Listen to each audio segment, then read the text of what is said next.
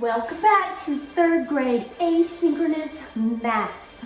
All right, so this week we're going to be talking about fractions. Today we're going to talk about identifying fractions, and we are going to have a superhero themed week. All right, so it's the first character today. We're doing a little Superman, and you'll find out what our other two characters will be later this week, okay? All right, so let's get started with identifying fractions. If you will grab a sheet of paper and a pencil, and I'll see you back in just a minute. Bye, guys.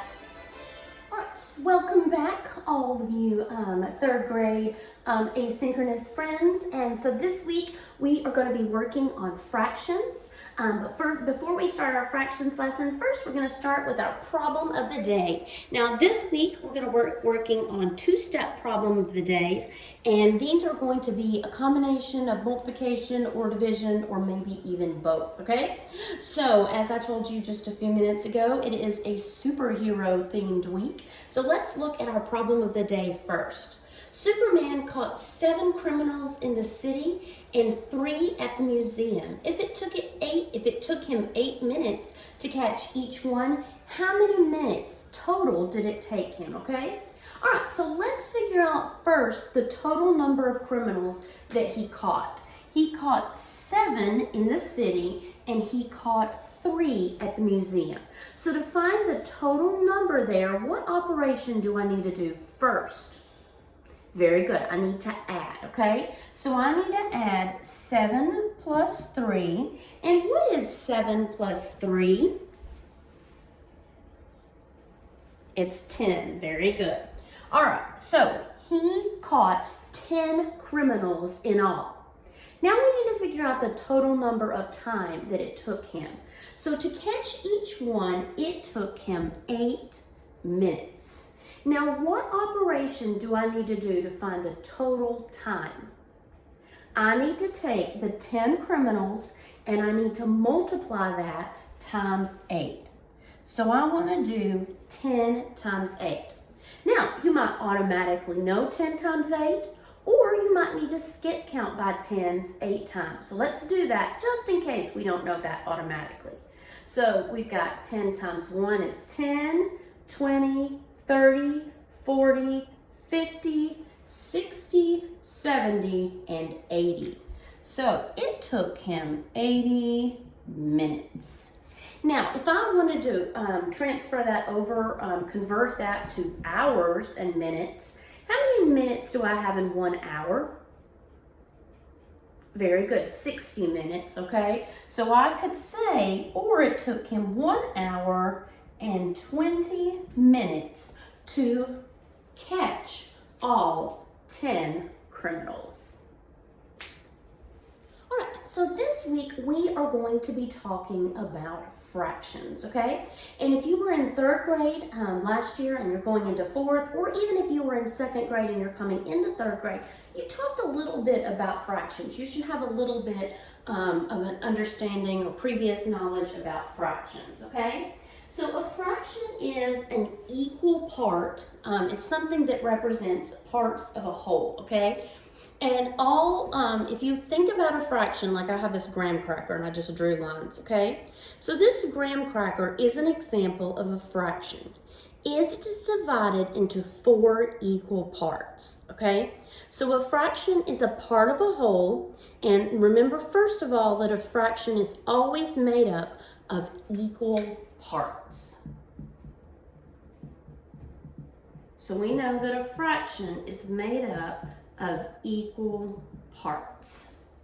Now, any fraction, you typically have one number on top, and then you have a line, and you have another number on the bottom. All right, if I showed you this graham cracker, still a graham cracker that's divided into 4 equal parts, how many of those parts did I color in? 1, 2, 3. That would be my number that goes on top, 3, okay?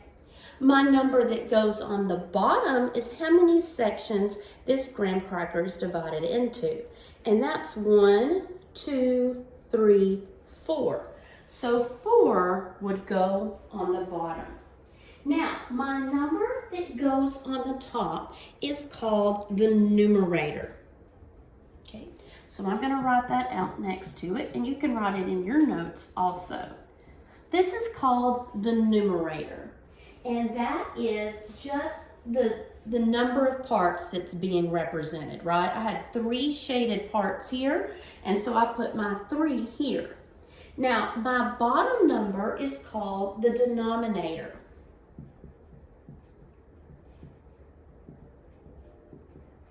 And that is the total number of parts because I have 4 equal parts right there. So my denominator is my total number of parts. All right, so a fraction can be represented with parts of a whole, and we know that that top number is called the numerator, and the bottom number is called the denominator. Now, looking at my whole graham cracker again, I say that it's divided into how many equal parts? 4, okay? So remember that that number of equal parts is going to go on the bottom. That is my denominator. Now, if I broke apart this graham cracker and I had just this piece right here, what fraction would I have? How many pieces do I have right here that would go right there? Okay, I have just 1 piece, okay? So that 1 will go on top. That fraction we read as 1/4. Which one is my numerator? 1. And my denominator is 4. Okay, so that fraction would be 1/4. In addition to using my 1 whole model, I can also represent fractions on a number line, okay? So if I put on this number line and I put it between 0 and 1, if I put a mark right here in the middle, I've now divided this fraction into 2 sections, okay? I've got 1, 2, and my sections are equal sections. So my denominator would be 2. Okay, because my number line is divided into 2 equal sections. My numerator right here, that is how many sections? That's 1 section. So that would be 1/2. Now, if I wanted to say 1 whole right here, 1 whole is also equal to what?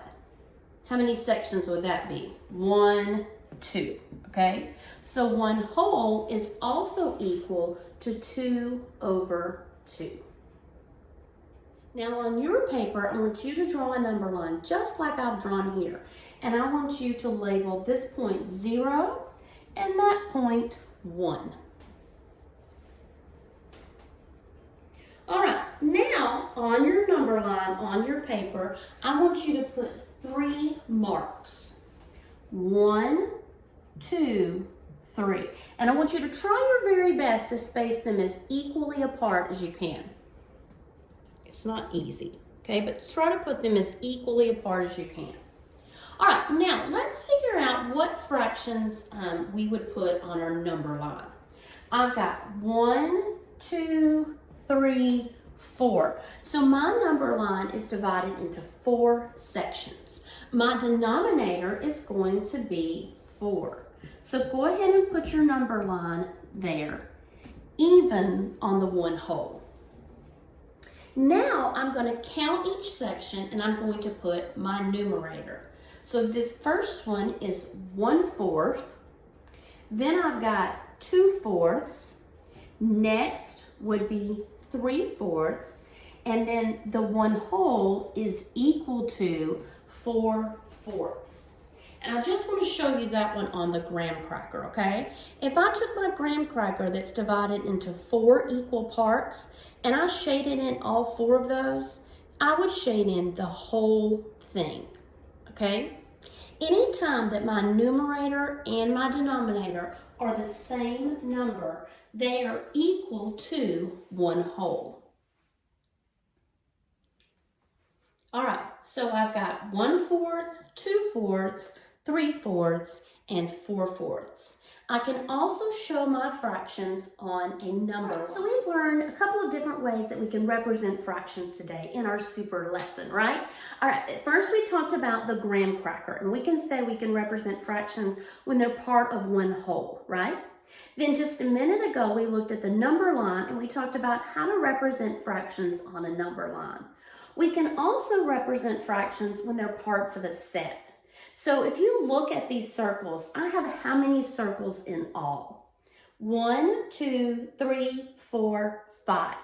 That 5 is going to be the number that I put at the bottom, and that is called my what? I heard somebody say it. Good, my denominator. So I'm going to put 5 at the bottom, and that is my denominator. Now, what I want you to do next is count how many red circles do I have? And I have how many? 1, okay? So that I would put there as the top at my numerator. So 1/5 of the circles are red. What if I wanted to show the parts of the set that are blue?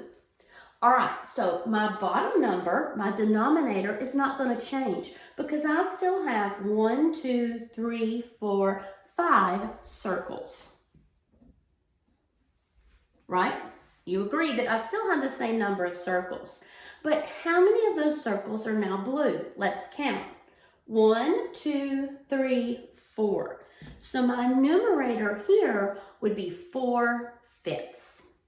We're going to do one more problem before I let you go for today. And so we are continuing talking about how to represent fractions as parts of a set.